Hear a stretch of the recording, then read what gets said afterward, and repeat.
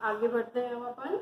इसमें ये अपन ने क्या पढ़ लिया, मुकुलन दो प्रकार का होता है। बहिर्जात मुकुलन जब शरीर के बाहर अतिवृद्धियां निकलती हैं, और अंतर्जात मुकुलन जब अंदर की तरफ एक्टिवसाइट्स कोशिकाएं नए जीव का निर्माण कर लेती हैं। अमीबोसाइट भित्ति बनाती है, इस रचना को हम क्या कहते हैं, ज़ैल्यूल।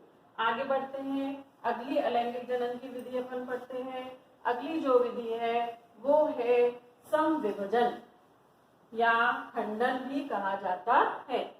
इसे क्या कहा जाता है, समविभजन या खंडन।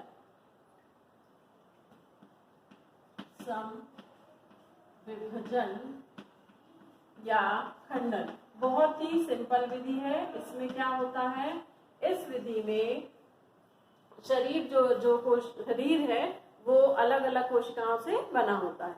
तो एक लंबा तंतु बना होता है, वो तंतु विभिन्न खंडों में टूट जाता है और प्रत्येक खंड नए जीव को जन्म देता है। ये पाया जाता है स्पाइरोगायरा में। स्पाइरोगायरा ये नदियों में, स्वच्छ जल में पाए जाने वाला रेशम के समान तंतु होता है। इसे तालाब की रेशम भी कहा जाता है। इस तरह से ये कोशिकाओं से बना होता है, जिसमें कि केंद्रक और सर्पिलाकार जो स्पाइर, इसमें क्लोरोफिल पाया जाता है। ये आप पढ़ चुके हैं, 11 में आपने पढ़ा है। इसमें सर्पिलाकार इस तरह का क्लोरोफिल पाया जाता है। अब इसमें क्या होगा कि ये खंड टूट गया अलग, ये खंड अलग टूट गया, ये खंड अलग टूट गया, और इसने एक नए तंतु को जन्म दिया, इसने नए तंतु को जन्म दिया। ये खंड ऐसा है, और ये खंड में फिर और तंतु क्या होंगे, बनते जाएंगे। इसमें ये दो खंड हैं, दो खंड में और तंतु बनते जाएंगे।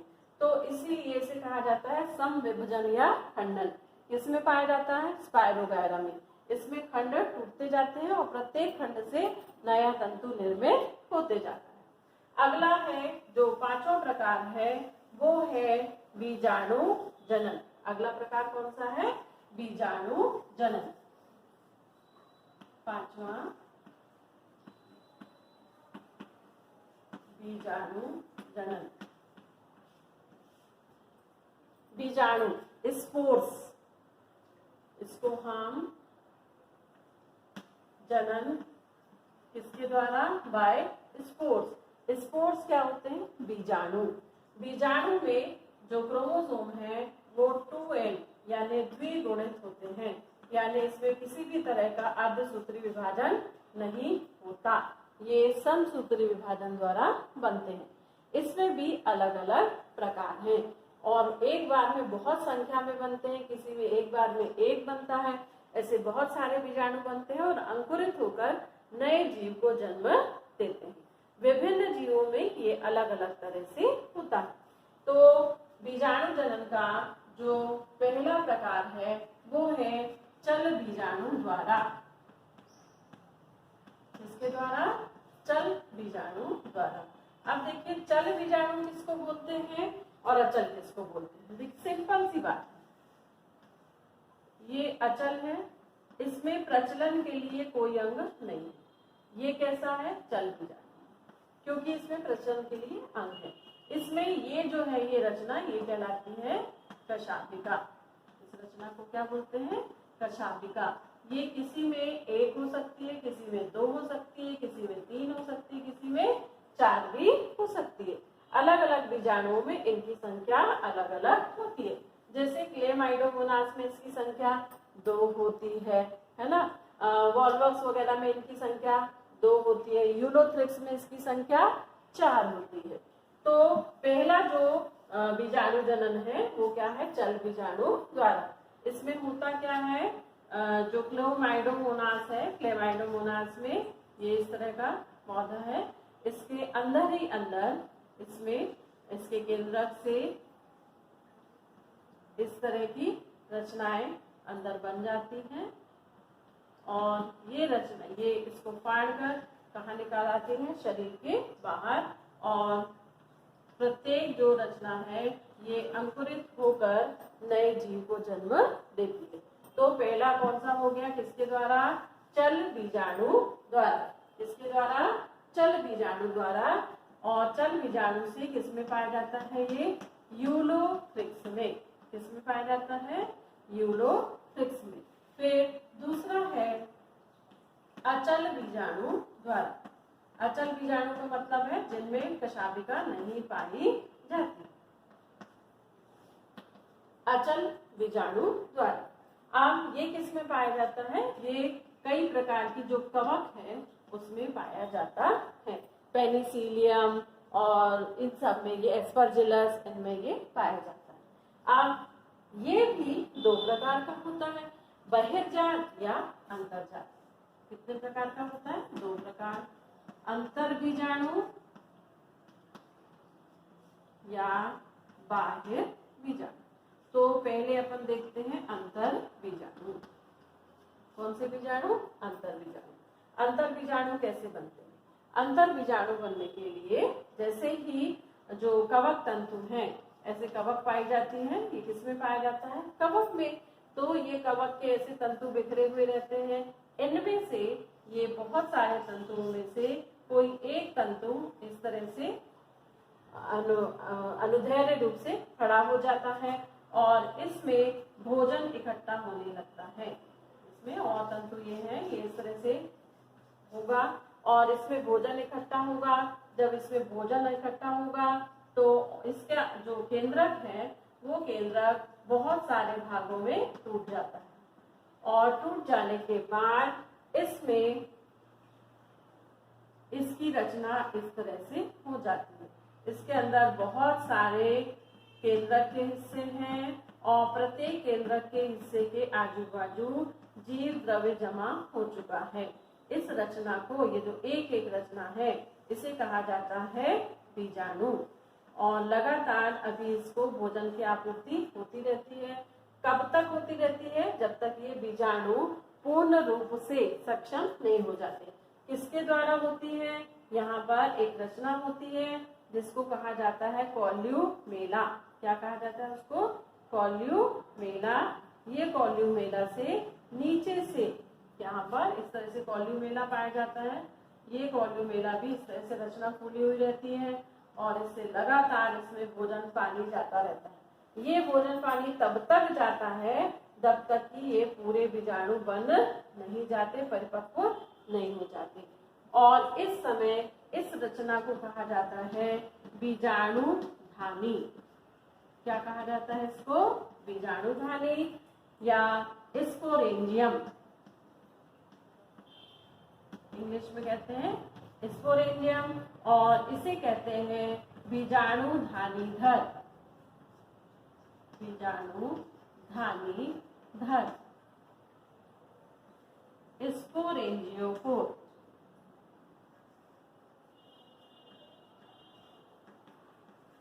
स्पोरेंजियोफोर कहते हैं।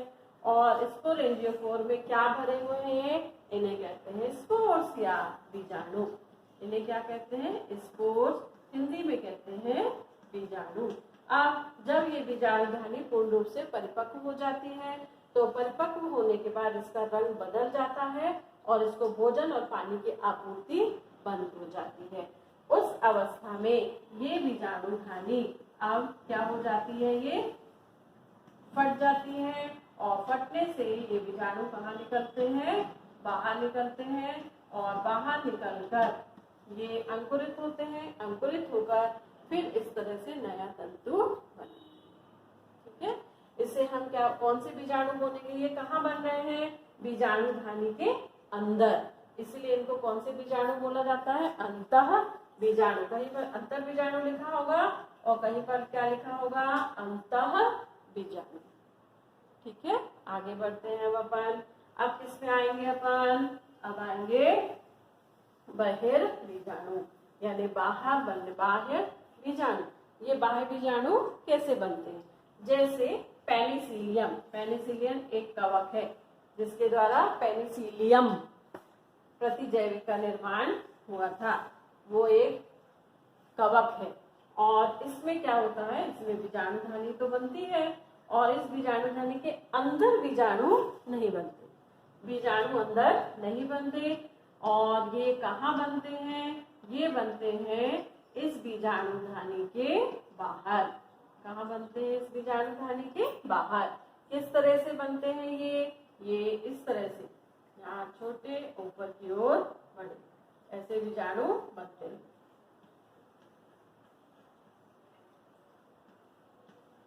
इस तरह बाहर बीजाणु बनते हैं और ये बीजाणु फिर इस बीजाणु धानी से अलग होकर नए तंतु को जन्म देते हैं।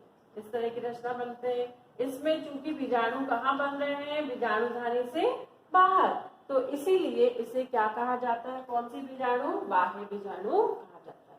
ये बीजाणु धानी है और ये बाहर की ओर बीजाणु बने हैं, इन्हें कहा जाता है बाह्य बीजाणु।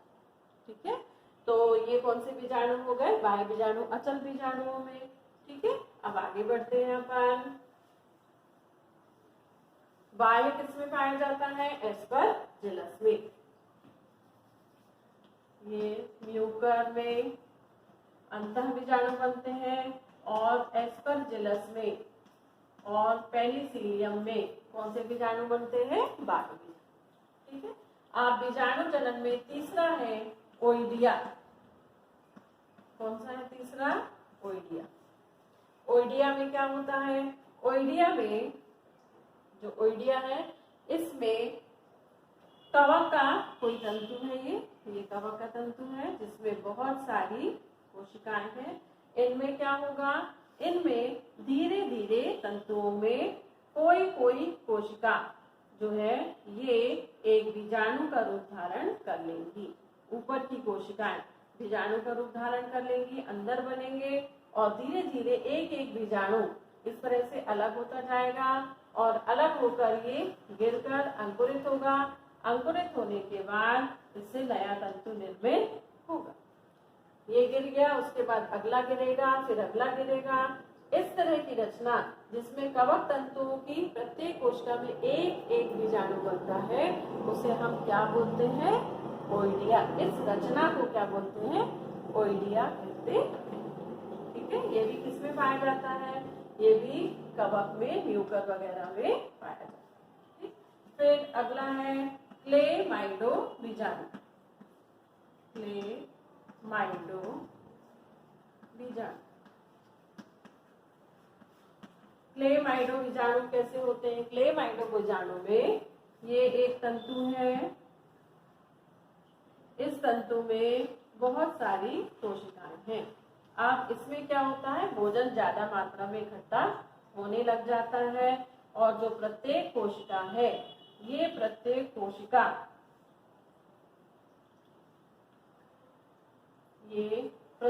कोशिका जो है उसका केंद्रक अंदर बहुत सारे भागों में टूट जाता है, बहुत सारे भागों में टूट जाता है और बहुत सारे भागों में टूटता है और उनके चारों तरफ मोटी भित्तियां बन जाती हैं। क्या बन जाती है, मोटी। ये इसका स्पेसिफिकेशन है कि जो केंद्रक है ये बहुत भागों में टूटता है और इससे मोटी भित्ति वाले बीजाणु बनते हैं। ये बहुत सारे बीजाणु एक एक कोशिका के अंदर बनते हैं। ओइडिया में कितना बन रहा था, एक, उसकी भित्ति मोटी नहीं थी।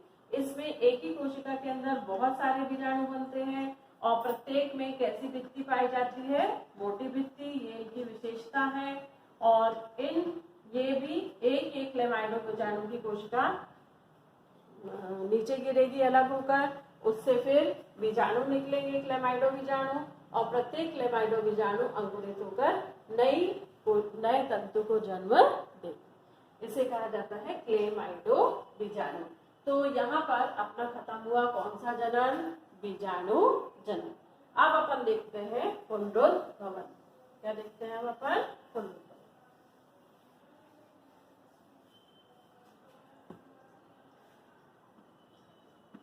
अगला हमारा प्रकार है पहला, दूसरा, तीसरा, चौथा, पांचवा, छठवां। ये छठवां लैंगिक जनन है, पुनरुद्भवन।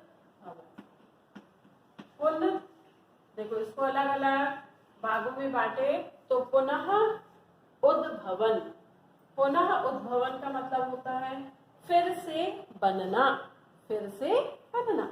तो इस क्रिया में होता क्या है कि किसी जीव का यदि कोई अंग कट गया, फट गया, वो जीव दो टुकड़ों में बट गया, तो प्रत्येक टुकड़ा नए भाग को निर्मित कर लेता है। जैसे कि प्लेनेरिया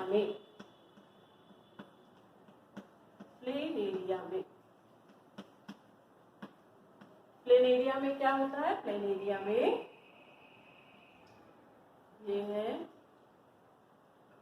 प्लेनेरिया, ये किसी भी तरह से ये दो भागों में बट गया। तो नीचे वाला भाग ये है और ऊपर वाला भाग ये।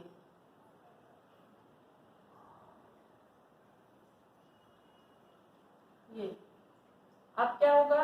ये धीरे धीरे अपना निचला भाग बना लेगा और जो ये है ये धीरे धीरे अपना ऊपर वाला भाग बना लेगा। इस तरह दोनों टुकड़े से, एक टुकड़ा ये था, दूसरा टुकड़ा ये था, है ना? तो एक टुकड़ा ये आया, दूसरा टुकड़ा ये आया, इससे भी एक नया प्लेनेरिया बन गया, इससे भी एक नया प्लेनेरिया बन गया। पुनरुत्भवन, किसी दुर्घटना से या किसी कारण यदि ये दो भागों में या तीन भागों में भी टूट जाता है तो प्रत्येक टुकड़ा अपने जो अंग अलग हो गया है उस अंग को निर्मित कर लेता है। तो इस रचना को, इस घटना को हम कहते हैं पुनरुत्भवन। क्या कहते हैं इसको? पुनरुत्भवन। ठीक है, समझ में आ गया सबको? अब आगे आता है इसका आखिरी प्रकार। कौन सा जनन? कायिक जनन। सात, ये बड़ा है, ये अलग अलग भागों में हमको पढ़ना है। कायिक जनन। कायिक जनन में क्या होता है? कायिक जनन वास्तव में, इसको भी हम यदि देखें, कायिक यानी काया द्वारा जनन। किसके द्वारा जनन? काया द्वारा जनन। इसको इंग्लिश में कहते हैं वेजिटेटिव रिप्रोडक्शन। इसको क्या बोलते हैं? Asexual reproduction.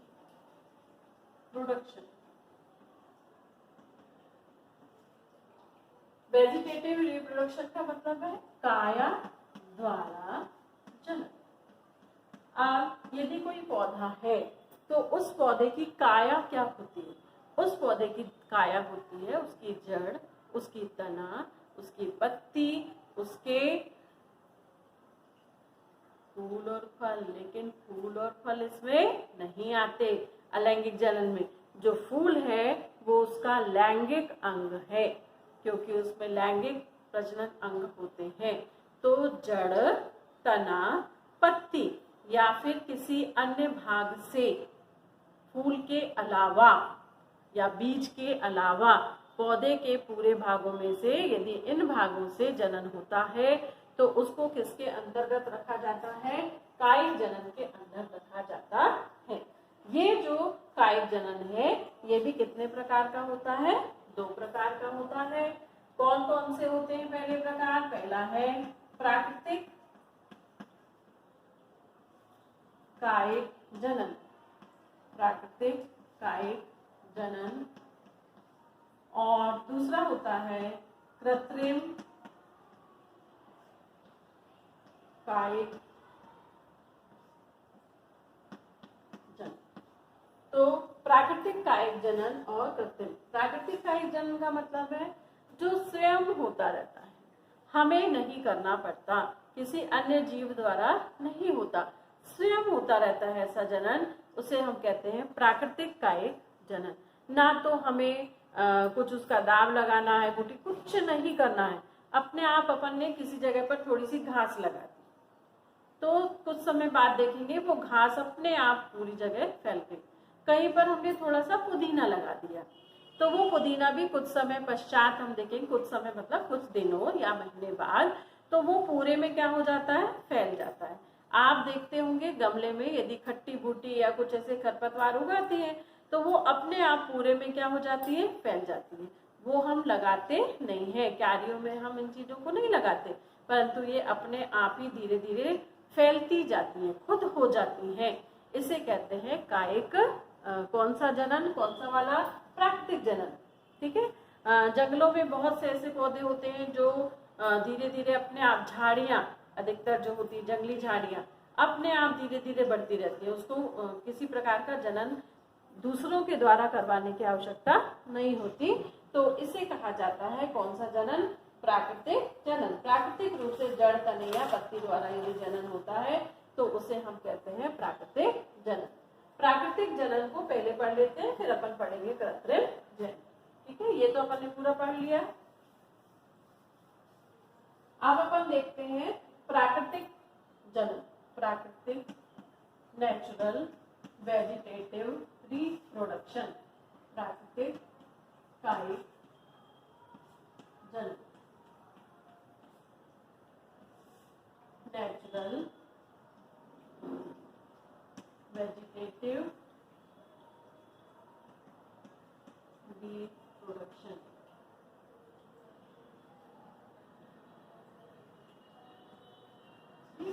अब इसमें जो प्राकृतिक कायिक जनन है ये विभिन्न तरीकों से होता दिखता है, पौधों में होता है। पहला है जड़ों द्वारा।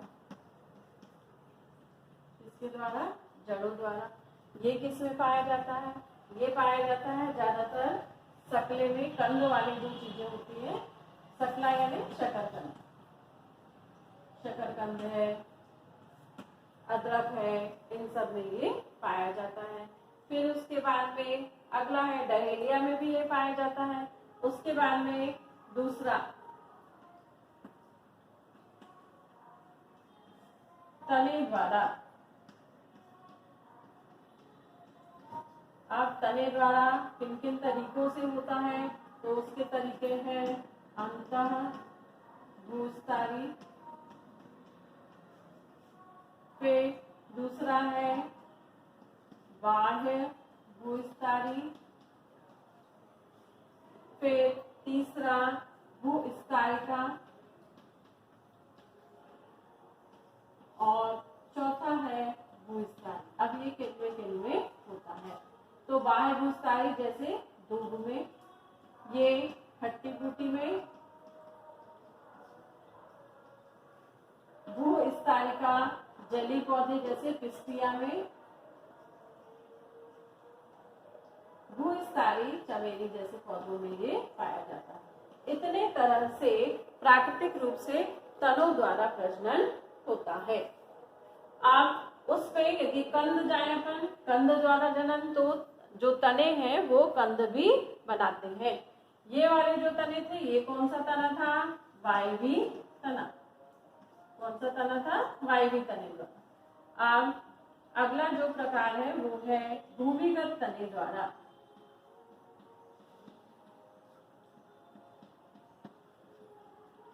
भूमिगत तने में आते हैं कंद जैसे आलू, घन कंद जैसे अरबी, प्रकंद जैसे अदरक, शल्क कंद जैसे प्याज और लहसुन। इतने प्रकार से भूमिगत तने द्वारा होता है। फिर अगला इसी में है आगे जाकर पत्तियों द्वारा कायिक जनन, वो आगे पढ़ेंगे, अभी इतना पढ़ते हैं। तो प्राकृतिक कायिक जनन में पहला प्रकार कौन सा है इसको मैं एक साथ समझा दूंगी। जड़ों द्वारा। कंपैरिजन से समझेंगे तो आपको जल्दी समझ में आएगा। जड़ों द्वारा में जड़ें कैसी होती हैं? जो सकला वगैरह होता है, सकला शकरकंद जिसको अपन बोलते हैं, शकरकंद में क्या होता है, इसमें एक तो ये पौधा लगा हुआ है, ऊपर की ओर लगा हुआ जमीन के ऊपर। अब इसी में से क्या होगा और कलिका निकलेगी। ये कलिका धीरे धीरे बड़ी होगी, नीचे इसमें क्या निकल आएंगी? जड़ें, और वो जड़ों से फिर इस तरह से शकरकंद निकलेगा। इसमें से इसकी कलिकाओं में से, चूंकि ये तना है भले ये नीचे है, तो इसमें से कलिकाएं निकलेंगी, उससे फिर और पत्तियां और नीचे जड़ें निकल आएंगी, और ये धीरे धीरे ऐसा क्या होता रहता है? फैलता रहता है।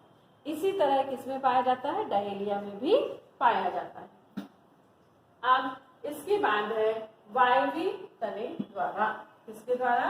ये पहला अपन ने पढ़ लिया, किसके द्वारा? जड़ों द्वारा। किसमें पाया जाता है? शकरकंद और डहेलिया में। अब हम किसके द्वारा पढ़ रहे हैं? वायवी तने। इसको आप कंपैरेटिवली पढ़ें, वायवी तने द्वारा। वायवीय तने द्वारा में सबसे पहले है।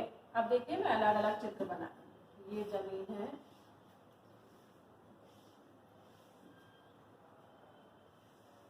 ये जमीन, ठीक है, अलग अलग। पहला है अंतःभूस्थारी, तो एक ये पौधा लगा हुआ है, ये पौधा लगा है, इसमें पत्तियां निकली हुई हैं, इस तरह से पत्तियां निकली हुई, यहाँ पर जड़ निकली हुई, ठीक है। अंतःभूस्थारी में क्या होगा, इसका एक जो तना है वो तना जमीन में नीचे चला जाएगा और तने में क्या पाई जाती है, पर्वसंधियां पाई जाती है। तो पर्वसंधियों से नीचे क्या निकलती जाएंगी, जड़ें, और ऊपर क्या निकलती जाएंगी, पत्तियां। इस तरह से प्रत्येक पर्वसंधि से जड़ें निकलेंगी नीचे और क्या निकलेंगी, पत्तियां। अब ये जो जनक पौधा है ये भी ऐसे ही है, चूंकि इसमें तना कहाँ आगे बढ़ रहा है, जमीन के नीचे, अतः इसे कहा जाता है अंतः भूस्थारी। जमीन के नीचे एक नया स्तर बनाते हुए, नीचे स्तर बनाता है और प्रत्येक पर्व संधि से, इससे पर्व संधि से ऊपर की ओर पत्तियां और नीचे की ओर जड़ें निकलती जाती हैं। अब अगला कौन सा है, बाह्य भूस्थारी।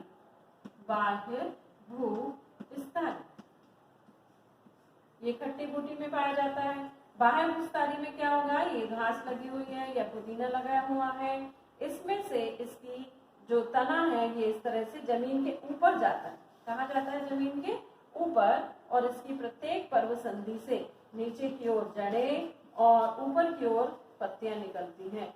इस तरह एक ये जो मात्र पौधा था, इसके एक तने से जमीन के ऊपर ये तना इस तरह से बना, पर्व संधियों से नीचे जड़ और ऊपर पत्ती निकलती है, तो इसको हम क्या बोलते हैं, बाह्य भूस्थारी। पुदीने में ऐसा होता है। फिर उसके बाद में है भूस्थारिका। इसको आप याद रखें कि ये ज्यादातर जलीय पौधों में पाया जाता है, जलकुंभी, पिस्तिया, ये सब जो है इनमें पाया जाता है। इसमें ये पौधा एक लगा हुआ है जिसमें यहाँ पर जड़ें हैं और इसी में नीचे से एक शाखा ऐसे निकलेगी जिसमें नीचे यहाँ जड़ें निकलेंगी और ऊपर क्या निकल आएंगी, पत्तियां। इस तरह ये शाखा ऐसे बढ़ती जाएगी। पानी है, ये क्या है, यहाँ पर पानी, यहाँ पर क्या था, मिट्टी, यहाँ पर क्या था, मिट्टी, और यहाँ पर भी क्या था, मिट्टी। भूस्थारिका ऐसे पौधे हैं जो जली होते हैं, जली में ही धीरे धीरे बढ़ते जाते हैं।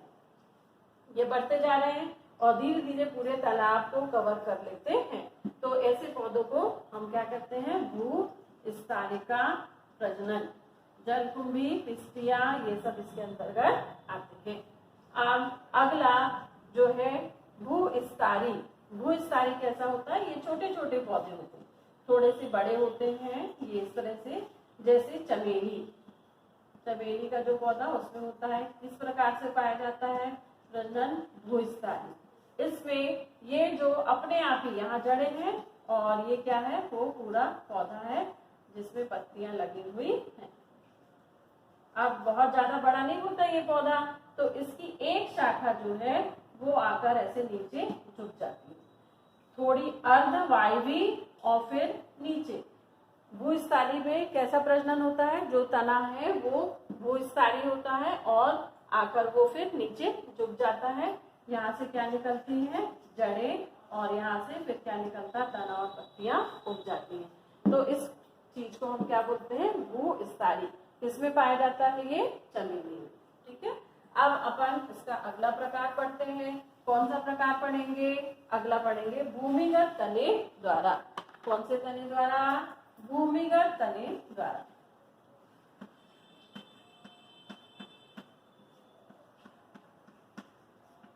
भूमिगत तने द्वारा भी अलग अलग प्रकार से है, जैसे कि पहला है कंद, दूसरा है घनकंद, तीसरा है प्रकंद और चौथा है शल्ककंद। पहले उदाहरण देख लेते हैं हम। इसका उदाहरण है आलू, इसका उदाहरण है अरबी, जिसको आप सामान्य भाषा में घुइयां भी बोलते हैं। बहुत अच्छा सा इसका मुहावरा, घुइयां छीलना। फिर प्रकंद जो है ये है अदरक, और शल्ककंद है जैसे कि प्याज, लहसुन वगैरह। ठीक है, अब देखिए आप इसमें ये जो है नीचे ये मिट्टी है, भूमिगत है, इसलिए अलग से मैं मिट्टी जैसी रचना बना रही हूँ। इसमें जो ये आलू का पौधा होता है, इसमें होता क्या है कि इसके जो तने हैं वो तना जमीन में जाता है और इसका जो अग्र भाग है उसमें भोजन इकट्ठा होता है और भोजन इकट्ठा होने से आलू बनता है। इसमें चूंकि ये तना है तो कहीं कहीं पर पर्व संधियां बीच बीच में पाई जाती हैं और उनमें अंकुरण होता है। आपके घर में आलू रखे रहते हैं, आप देखना उसमें कटाव होते हैं और जब अंकुरण इस समय में बरसात और ठंड के समय में उसमें क्या होता है, छोटे छोटे ऐसी कलिकाएं निकल आती हैं। उनको यदि आप काटेंगे और काट कर जमीन में लगाएंगे तो उनसे नया पौधा उगाता, उन कलिकाओं से ही। तो उसे क्या कहा जाता है, कंद द्वारा प्रजनन। अब घनकंद, घनकंद कैसे होते हैं? घनकंद ये जमीन में, ये भी तना होता है और ये इसमें भी बीच बीच में पर्व संधियां पाई जाती हैं। पर्व संधियों से इसमें क्या निकलती हैं, कलिकाएं निकलती हैं और इन कलिकाओं को यदि अलग करके जमीन में लगा दिया जाए तो ये नए पौधे को जन्म देती है। इसका सबसे बड़ी विशेषता है कि ये जमीन में ऊर्ध्वाधर दिशा में बढ़ते हैं। कैसे बढ़ते हैं? ये ऊर्ध्वाधर दिशा में बढ़ते हैं। इसकी विशेषता है कि ये जमीन के अंदर क्षैतिज रूप से बढ़ते हैं। किस रूप से बढ़ते हैं? क्षैतिज रूप से। जैसे कि अदरक की जमीन है, इसमें ये नीचे की ओर ऐसे बढ़ते हैं, ये नीचे की ओर ऐसा बढ़ेंगे, नीचे की ओर ऐसा बढ़ेंगे लंबवत रूप से। और ये कैसा बढ़ता है? ये इस तरह से, एक अदरक अपन ने लगाया, इसमें और ऐसी शाखाएं निकलेंगी और शाखाएं निकलेंगी और शाखाएं निकलेंगी और इसमें से ही कलिका निकलेगी। कलिका से ऊपर क्या निकलती जाएंगी? ये एक पौधा था और इस तरह से इसमें और पत्तियां निकलती जाएंगी। नया पौधा धीरे धीरे बनता जाएगा और ये क्षैतिज दिशा में ऐसा आगे बढ़ता जाएगा। ठीक है, अब अपन आते हैं किसमें? शल्ककंद में। शल्ककंद में क्या होता है?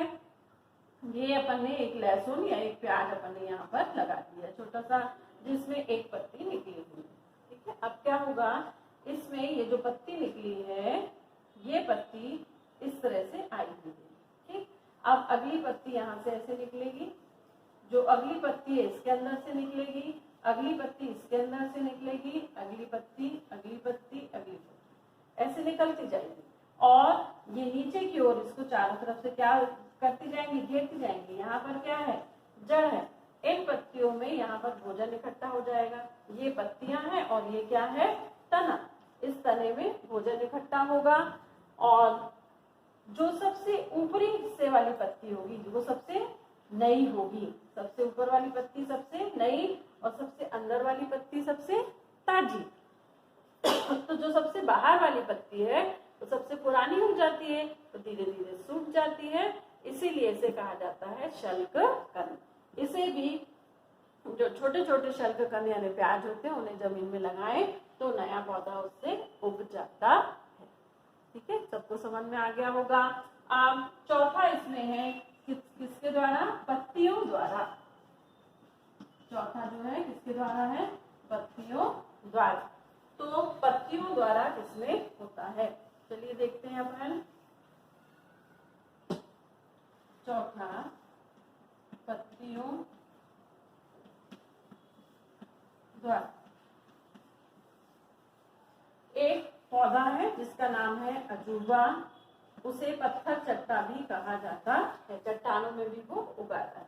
वन टाइप ऑफ एलोवेरा है वो, बिगोनिया भी इसे कहा जाता है, कई नाम है इसके। ये ऐसा पौधा है, इस पौधे में बहुत सारी पत्तियां लगी होती हैं तने पर, जिनका आकार इस तरह से होता है।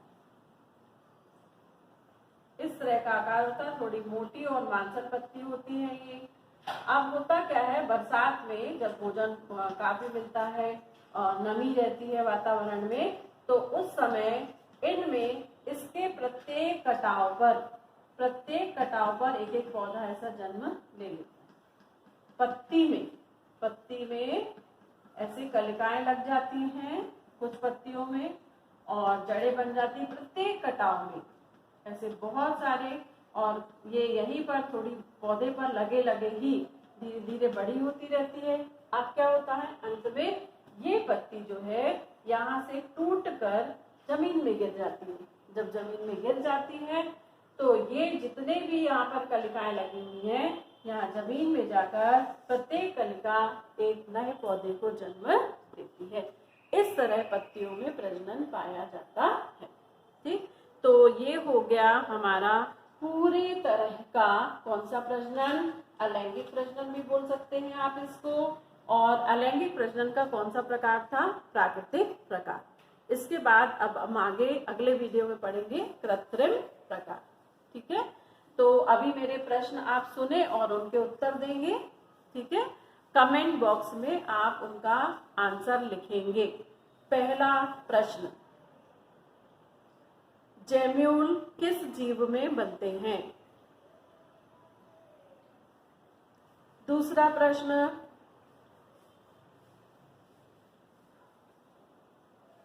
विखंडन में कौन से प्रकार का विभाजन पाया जाता है? विखंडन द्वारा जनन में कौन से प्रकार का विभाजन पाया जाता है? अगला प्रश्न, मुकुलन की क्रिया किन किन जीवों में होती है? फिर अगला प्रश्न, प्रकंद तथा घनकंद में क्या अंतर है? प्रकंद तथा घनकंद में क्या अंतर है? फिर अगला प्रश्न है कि चल बीजाणु और अचल बीजाणु में क्या अंतर है? इसके उत्तर आप कमेंट बॉक्स में दीजिए जरूर।